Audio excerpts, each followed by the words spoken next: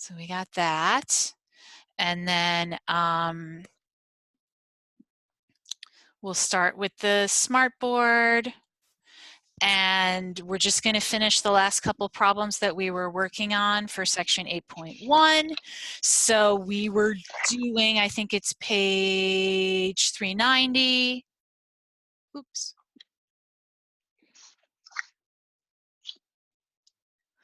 And we were working on like 12 to 16, but we had already answered questions 12 and 13. And remember that we had a graph of velocity versus time that ended up kind of looking something like this. And here was point O, here was point A, B, and C. And then this area was 24, this area was 5, and that area was 4. So as I recall, number 12 asked us to find the displacement. 13 asked us to find the distance. And just to review a little bit, how do I get distance or displacement off of a velocity versus time graph? Who can tell me? I take the integral, okay? So we were saying that that was going to be the integral from 0 to whatever of our v of t dt, okay? All right, so somebody read us number 14, please.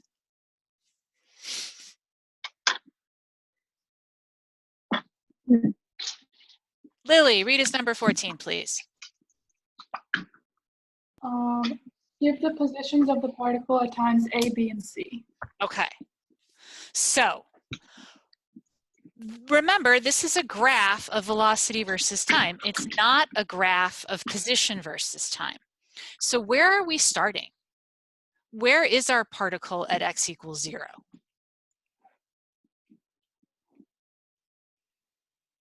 Jacqueline, what does the problem say? Wait, it's either, I either wrote it as 15 or 1 second. It's 15. Okay. Okay, 15 centimeters. All right. So we can kind of think of this, if you want, as a number line. Okay, so that's going to be our plus x. And we're going to start here. X of 0 is 15 centimeters. Okay. And really, we can use this formula again. Okay, so if we want to find x of a, we can say that that's going to be x of 0 plus our integral from 0 to a of v of t dt.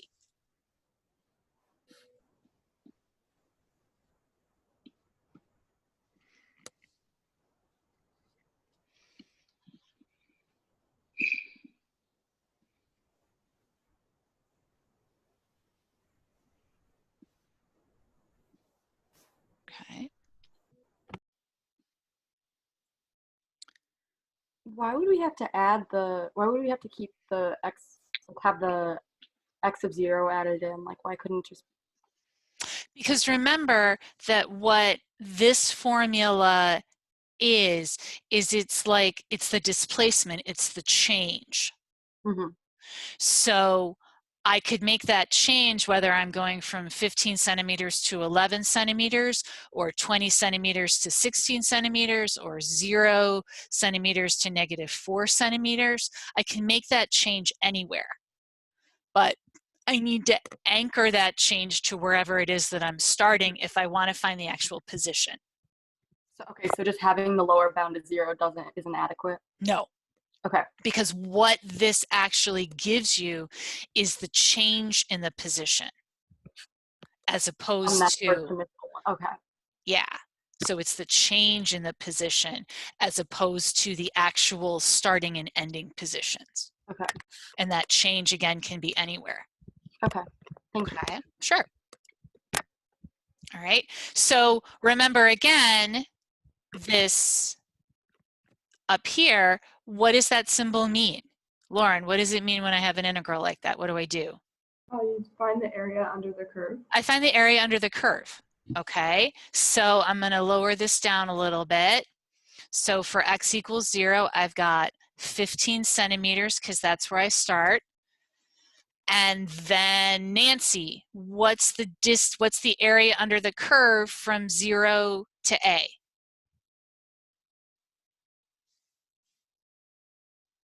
-4. -4 centimeters. Okay, so where are we going to end up? Anybody? 11 centimeters. 11 centimeters, good. Okay.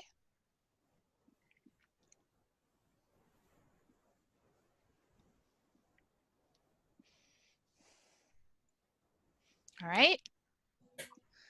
Everybody good? Yeah? All right. So if we're going to find the position at B, I can do this a couple different ways. Okay. I could start with my position at A and take my integral from A to B. Right? That would make sense since I know where I am at A. So let's try that first. So x of A is 11 centimeters.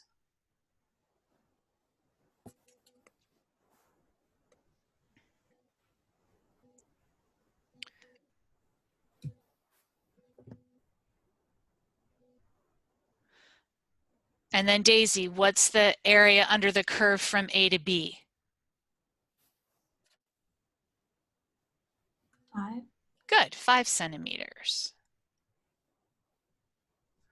So Fiona, where are we? What is x of B? 16. Excellent. Okay. Another way that I could do this would be to start at 0 and take my integral from 0 to B. Okay.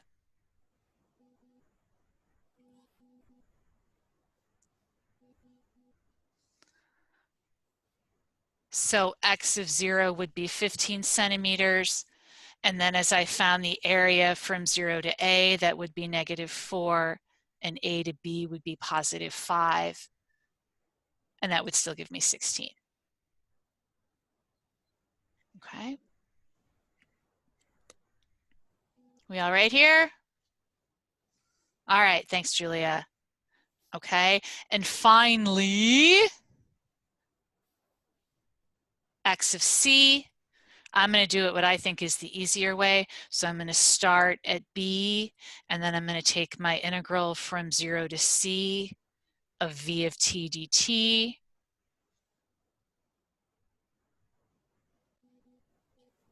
Why wouldn't it be B to C?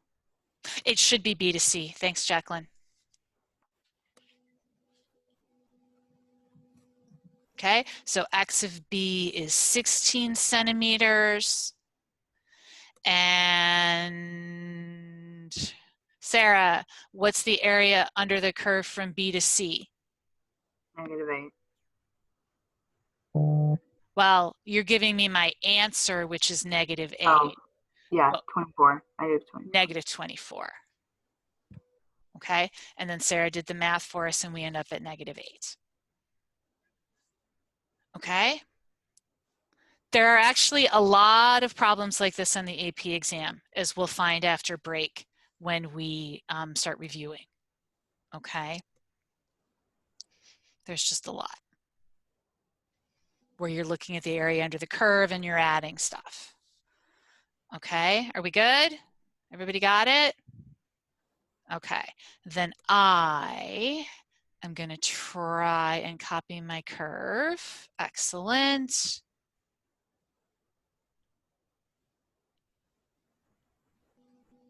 And paste it on the next page, lift it up a little bit. Okay, so number 15.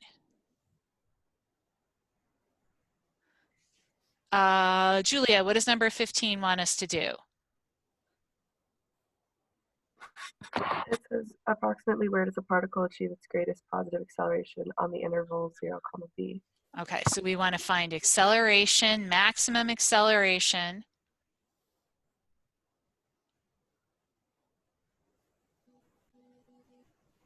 on our interval from 0 to b. Okay.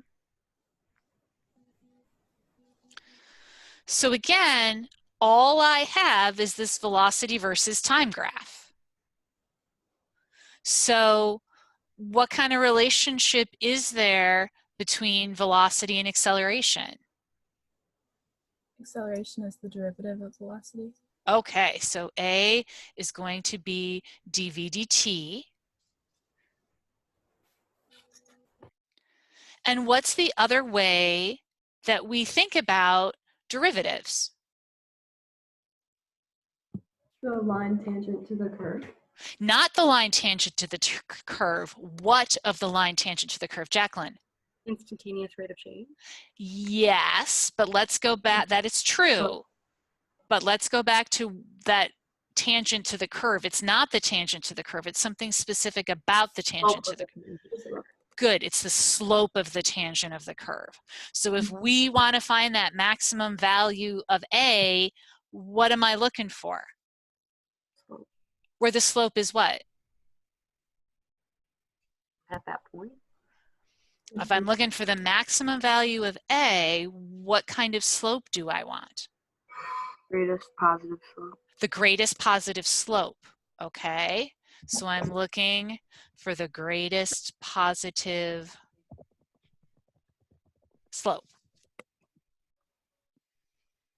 All right. So your drawing in the book is much better than my sketch. So where is that going to happen?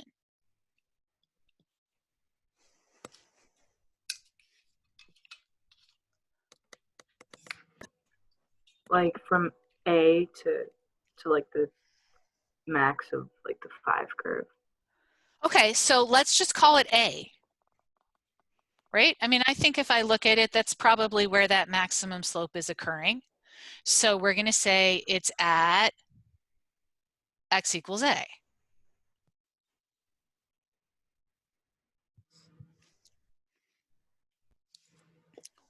We all good with that? We all understand where that's coming from? Okay. All right, one more and then we move on to something else. So Claire, what is number 16 asking us for? Approximately where does the particle achieve its greatest positive acceleration on the interval 0 to c?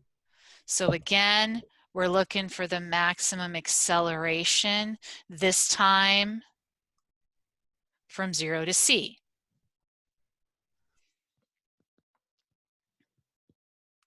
So what am I trying to find again? Greatest positive slope. Yeah, the greatest positive slope.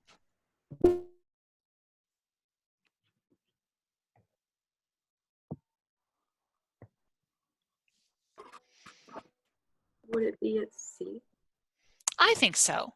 Again, you have the better picture in your book, but I think it's meant to be at C.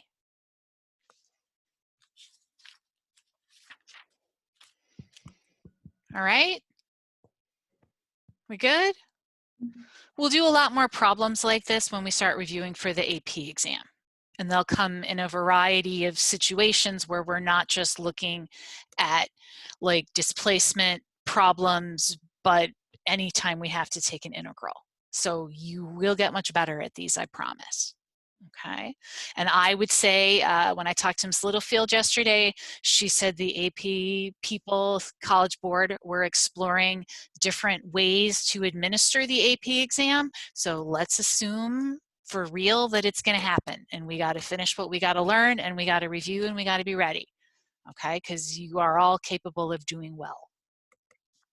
All right, so another problem.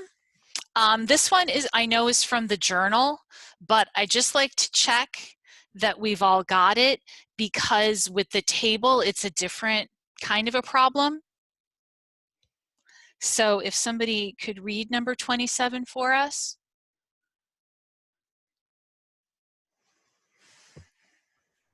A machine fills milk cartons with milk at an approximately constant rate, but backups along the assembly line cause some variation. The rates in cases per hour are recorded at hourly intervals during a 10-hour period from 8 a.m. to 6 p.m. Use the trapezoidal rule with n equals 10 to determine approximately how many cases of milk were filled by the machine over the 10-hour period. Okay, so I am quickly gonna write this down. You do not need to write this down because it is in your book. If you really want it there, you can write it later, but I need, as always, to point at stuff.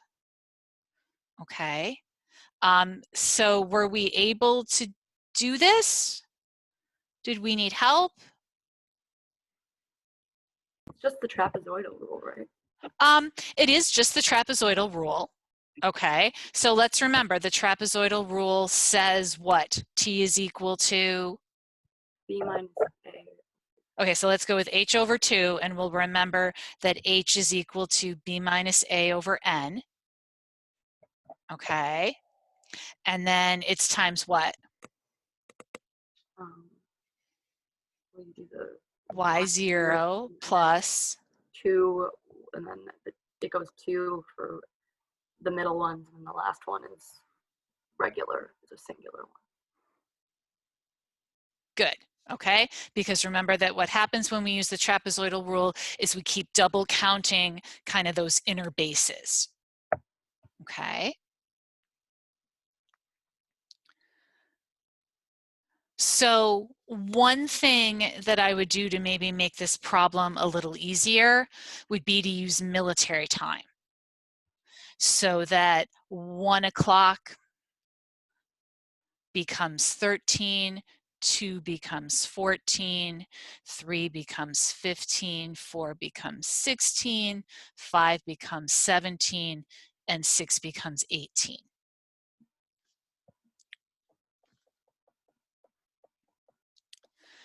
And then we can use that when we try to find H. So what's B going to be in this situation? 18. Okay, so it's going to be 18 because that's the end of my interval minus 8. And they tell us that n is equal to 10. So what's h going to be equal to?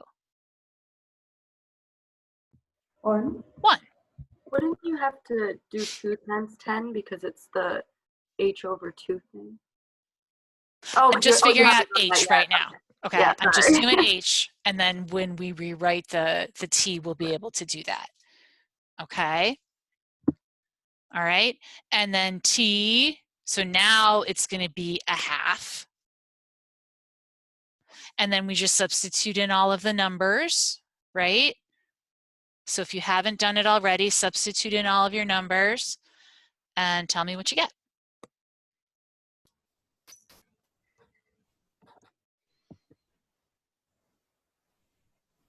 One.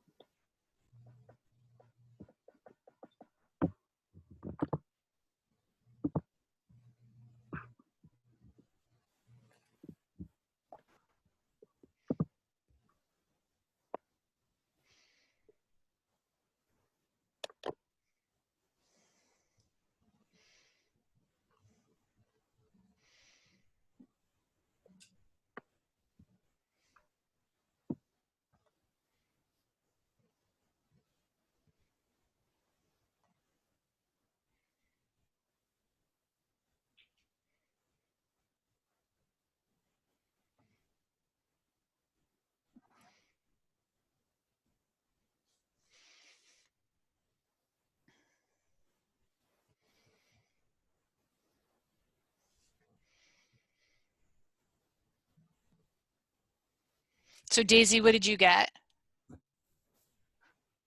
I got 1,156.5. Okay. Let's see what other people got. Doesn't look like that's what Nancy got from the face she made.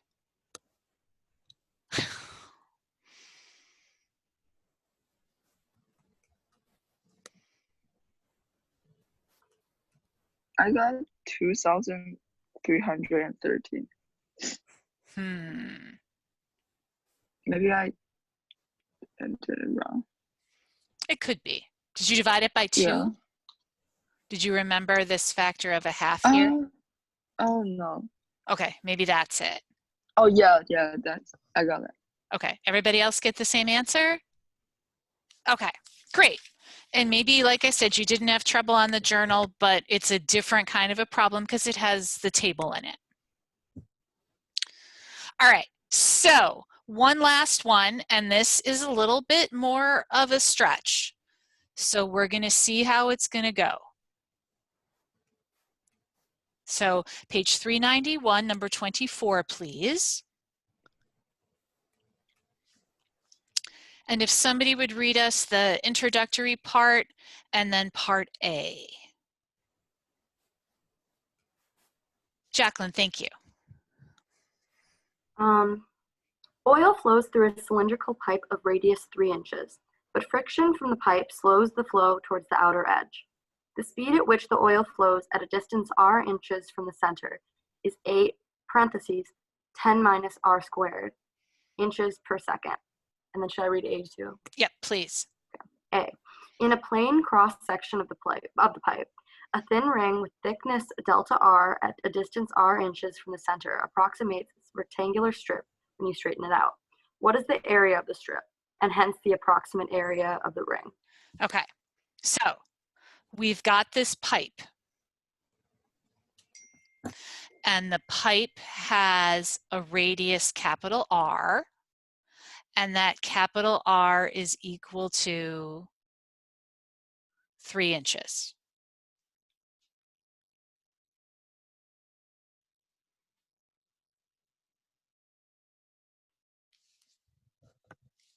Okay. Now what happens is, as you move out from the center of the pipe, let's see, can I make this work? Spotlight. As I move out, does this work? Can you see my little red spotlight? Cool, I like it. As we move out from the center, the oil starts to flow more slowly, okay? So the oil is like coming at you out of the pipe, okay? So it's like you're looking down the barrel of the pipe and it is coming out towards you, okay? Make sense? But as you move out from the center, the oil moves slower and slower and slower. So, I don't know what's going to happen there. That speed changes as we move from the center by V is equal to 8 times 10 minus R squared inches per second.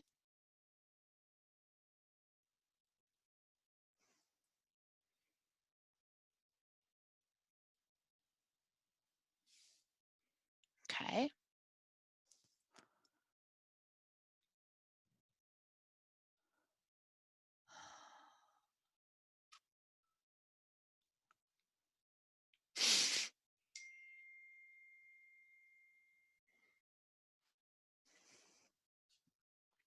So I'm going to take this tiny, oh, it didn't make it the way I wanted it to.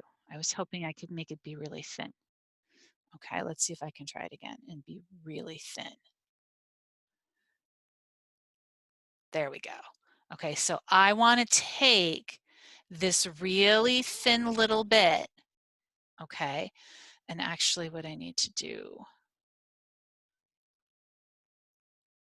is kind of, nope.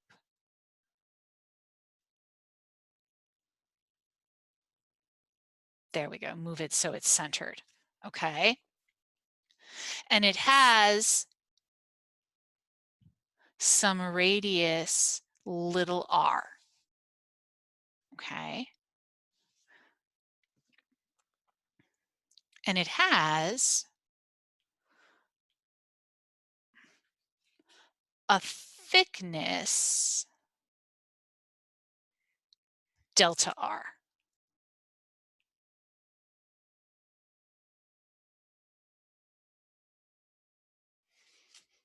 Okay, so I'm taking this tiny little strip that goes around the middle anywhere. Okay, just like when I'm finding the area under the curve, I just kind of take a random strip. Okay, I'm taking a random little ring of oil and I'm going to talk about what happens to it.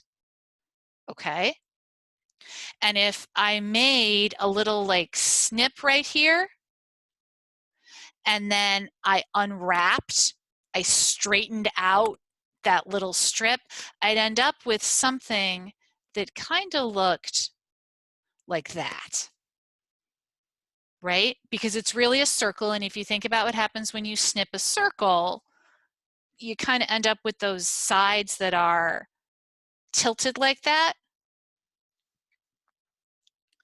But the thickness here is going to be delta R because that's the thickness of my strip.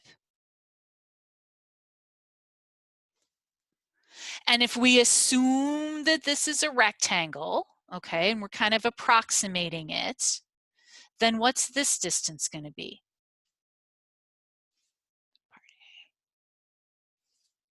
What's that length going to be? Remember, I'm taking my strip and I'm unbending it and flattening it out. Would it be the 2 pi r? 2 pi r, I heard somebody else say circumference, exactly. So this is going to be 2 pi little r.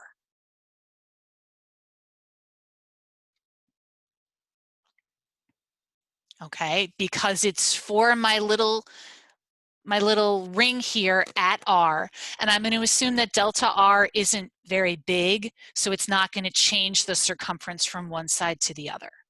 Okay, so that this length here is the same as this length here. All right, so then I have a rectangle, and how do I find the area of a rectangle? Length times width. Length times width. So that's going to give me 2 pi r delta r.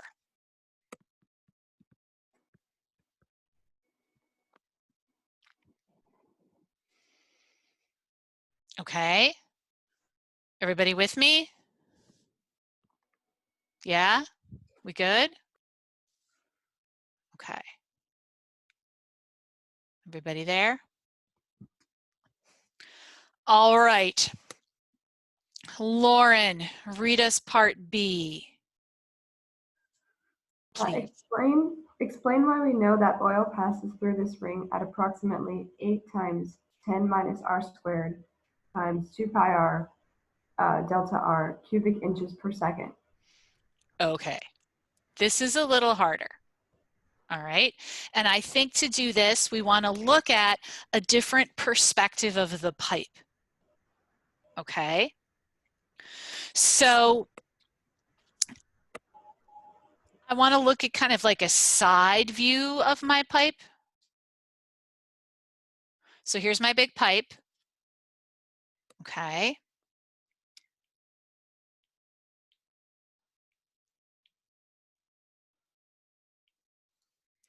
Here's my little ring.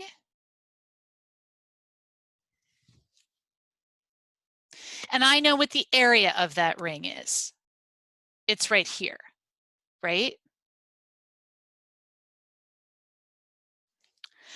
And it's written farther up on my screen, but I know what the speed of that ring is too, right? I know how fast it moves through my pipe. Yes? Okay, so I'm going to let this part here be t equals 0. And I'm concerned with how much oil passes through that ring in 1 second. And that's the same idea as taking the ring that I have here and letting it move for 1 second.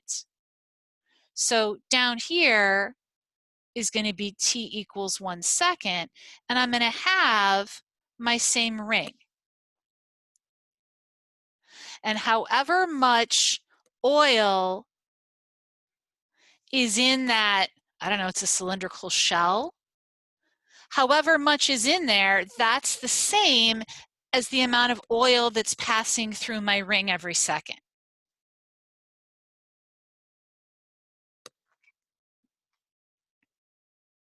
Okay. Is it So kind of- go ahead. Who's talking to me? Sorry, me. Go ahead. Is that because it's kind of like taking the integral? Because it's sort of. Sort of. We're going to get there. We're going to take the integral in a minute. Oh, okay. Okay. But right now we just want to know like how much is going to flow in this any given second. Okay. Okay. Thank you. So what I want is volume per second. Okay, so I want the volume of this.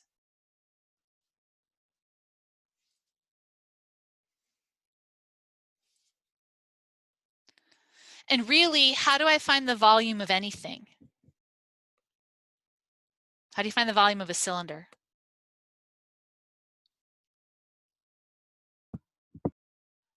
How do you find the volume of a cylinder? Pi r cubed. 8 pi r cubed. A cylinder. Oh, sorry, my brain is not working. I'm sorry. 4/3 pi r cubed. Yeah, 1/3. That would be a sphere. Wow.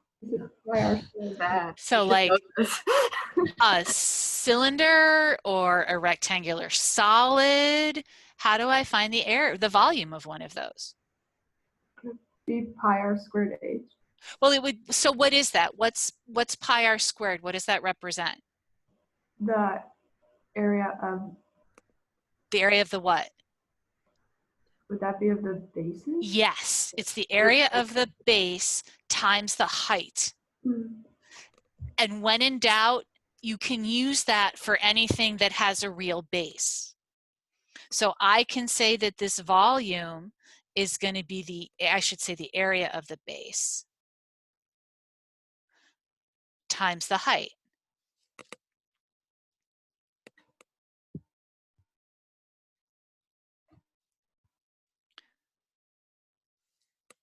So I know the area of the base. That's my 2 pi r delta r. Okay, I found that up here. Whoops, I didn't really do what I wanted it to do. Okay, that's this. This is the height, which means I want to know how far that ring traveled in 1 second. And what do I know about the ring and motion? You have the equation 8 parentheses 10 minus r squared. Okay, so I know that that's v, right? And how do we often write v in general? If you had to give me a formula for velocity, what would it be? Distance time. Distance what? Distance time. Over time, Over time. right? So that means that the distance, which is what I'm looking for, is v times t.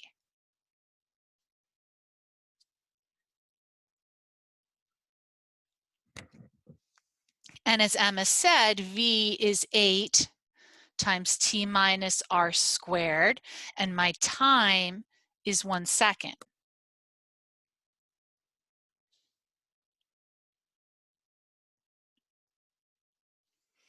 So I'm going to put that back in up here, 8 times 10 minus r squared.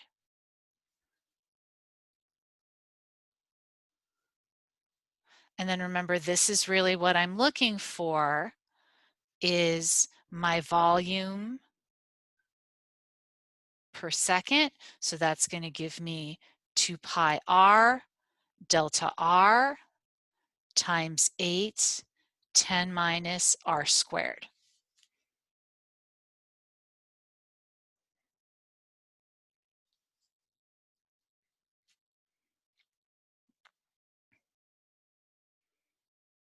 Okay, this was a little tricky. It was a little weird.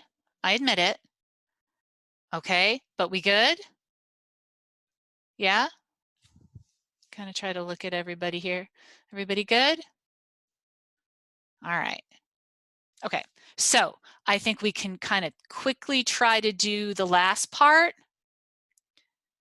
And part C says, set up and evaluate the definite integral that will give the rate at which the oil flows through the pipe. Okay, we have right here the rate at which the oil flows through a ring. So if we add up all those rings as we go from r equals 0 to r equals 3, we'll get our total. So what we really want to do is take the integral from 0 to 3, 2 pi r. I'm going to change my delta r into a dr, 8, 10 minus r squared.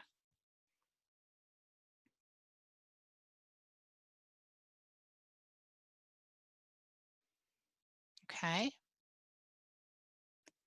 And we can fix that up a little bit, bring out some constants. So that's going to give me 16 pi, the integral of 10 minus r squared r dr from 0 to 3. And I know I need to let you go, but your job for tomorrow is to bring me that answer. Okay? You could probably do that integral in your sleep at this point. Okay? But please do that for tomorrow, and tomorrow we will start 8.2.